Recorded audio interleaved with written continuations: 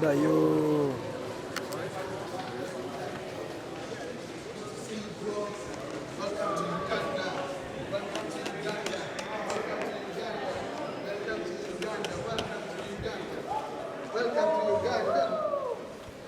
Gospel badde silise kati sawa ya kunyoka. Sawa ya kunyoka.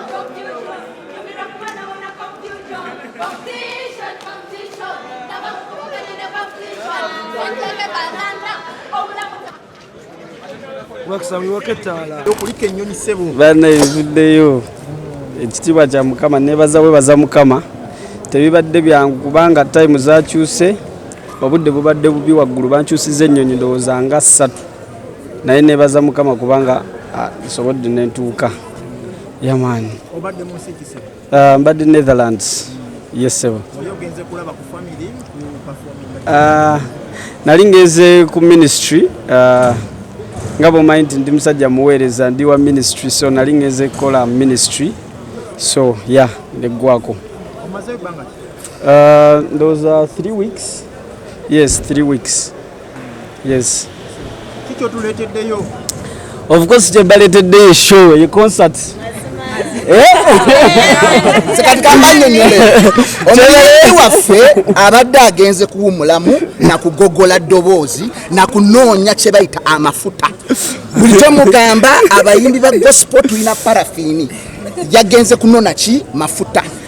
Ennaku z'omwezi nga 11 January. Of course. Bulijjo muleeta abayimbi okuva simanyi Nigeria, okuva simanyi South Africa, okuva simanyi America. Kati kuluno buy Uganda, build Uganda, Elibulamu. Of course. Elibulamu asinza nanyi sigenda kutokota nga sikisanikira. Era buli mulokole yonna gy'oli tubeegayidde kintu kimu. Ono mwana ali international, ekivulu kirina okujjula, ebintu ebyokuyimbira obutebe twakola ki? Twabikola. Okitegeera kati twagala tuwagire ekintu kyaffe.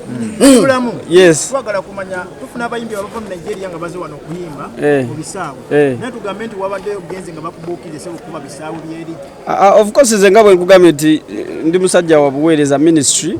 Mbadde ne churches zenkolamu ministries eyo. Netherlands ndowooza zibadde nga nnya mbadde mubiraba nga mbipostinga. Yaman mbadde nina obuweereza obwantwala naye of course nga bwekimanyi nti ndi wa muziki yonna yonna ne mbayisaamu eggaali non-stop. Kati Elibulamu kokomyewo abesika tulaba 11 nga yesinga otambula naye nga tumanyi 11 kye kisinga okubanga kitrending. 11 11th January it is my maiden concert. MTN Arena Lugogo. Okitegeera?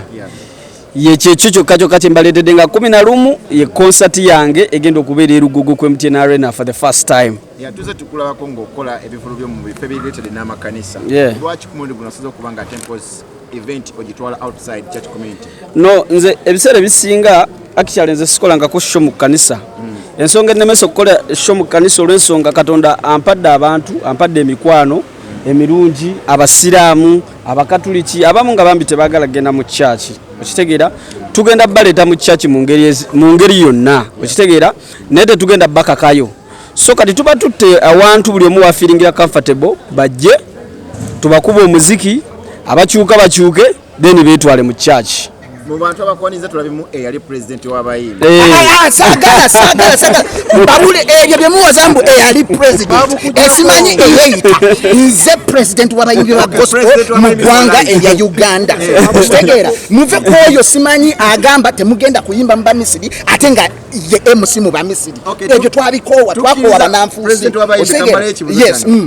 Tukulabye oyaniriziddwa president w'abayimbi. Aliko amafuta genyi. Yes, aliko amafuta aliko amasanyalaze ye muyimbi wa gospel aliko. Nga gwe omu ku bayimbi mu ggwanga Uganda Elibulamu owulira otya nga oyaniriziddwa omu ku bantu abatwalibwanga abakulembeze b'abayimbi mu ggwanga Uganda basically kikwisiza kikyanga omuyimbi? Of course kinfiringisa bulungi ne muganda wange John Mary azze alina waali awo. So kinfiringisa bulungi ate nga abasajja balina kye bagattako. Okitegeera? So ndi musanyufu nnyo okubanga musajja si mwangu anzikiririzaamu nze nga nze omuntu. Okitegeera? Era ndi musanyufu nnyo okubanga akoze ki ngazze okunkima ne ttiimu yange ttiimu eri bulamu. Abesika ekigambo ki ky'oyinza okuba nga ate essaawa zino ogamba abawagizi babadde bakulindidde nga bakulaba otrendinga outside Uganda kati nakadde okuba nga okomyewo Uganda okubaako nekyokola. Kati abawagizi kyenyinza obbagamba nti concert gye ndeese ku mulundi guno mbadde nkola ebintu ebirala bingi nnyo, nkoze rehearsals ez'enjawulo, nina ebintu bingi nnyo njagala tugenda kukola concert gye mutalabangako etabeerangawo ko wano e Kampala. Okitegeera okuviira ddala ku organization taata wange okuviira ddala ku organization engeri gye twaorganizinzeemu eno egenda kubeera yanjawulo nnyo.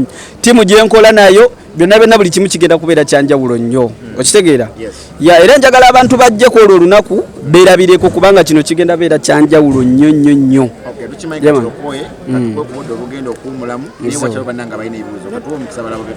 Asooka tubuulireko gwe ng'omuyimbi wa gospel badde e Bulaaya.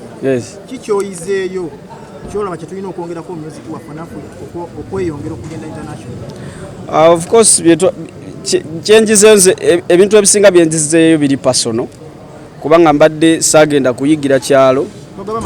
Amasannyalaze ngaba naye ebintu ebisinga byenjizeeyo biri personal okitegeera na birina ku buweereza bwange, so bwe namala obiteeka mu nkola then nja bisharingira n'abalala of course. Ekisembayo kyenjogera no eno endongo evudde Bulaaya okitegeera gyagenda okuyimbisa ku lunaku. Actually eno gita bagimpadde biwo olw'ensonga nina we nakubye gita n'engikuba nnyo ne bagifuuwa mpola taata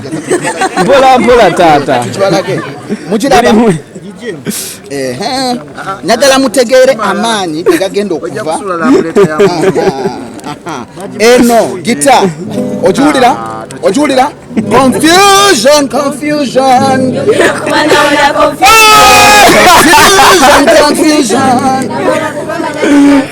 tukoye abayimbi abava Nigeria, tukoye abayimbi abava America, tulina okuwagira ekyaffe. Tugenda kuwagira eri bulamu naku z'omwezi nga 11 January kyekivulo ekigulawo omwaka era kyekigalawo omwaka kyekigalawo era kyekigulawo ate kyekivulo n'abakkiriza mu Yesu mwenna tubayise mujje tubeereyo tuwagire omuyimbi waffe. Yina endongo agireese, yina agenda gikuba ku lunaku olwo, mujje tumusupportinge. Nze sibeera watali mafuta, sibeera watali maanyi ga Mukama. This man is anointed. This man is favored. Hallelujah. Kusaba ezo sala ngenda kusaba sala y'amaanyi mu linnya erya Yesu tugenda kujjuza. Haleluya. Wandi soko kwazi asooka tuweemu yavudde ddamu ki yavudde ddamu ki tetujja kwokya tumanyi nnyo music okisegeera naye nga confusion nyumirwa kuba nawona competition nava mu kuvuganya ne competition. when you believe tewali kitasoboka when you believe omala gweno kigusa. kati buli ayagala okikuba nga akkiriza mu Katonda olunaku lumu 11th January tugenda beera ku MTN Arena Lugogo. Mbayita mwenna abalokole n'abatali balokole bakyaliba nga abasiraamu abakatuliki n'abasamize kigenda kutabukira ku MTN Arena Lugogo. Eri kwekwasa sente zaabuze temuzirya zonna ku Christmas. Okuyingira mitwalo 2 nyangu ordinary then VIP emitwalo 5 VVIP emitwalo 10 table ya kakadde. Nebaza abantu abaguze table mbadde ebweru naye nga abantu bagula zi table abantu so era mbasaba bannaye mujje mumpagire ticket ngenda tandiko ziisa non stop do to do nga nange bwe mpagira obuweereza wammwe okisegeera tulina okuwagira mpaka kuwulira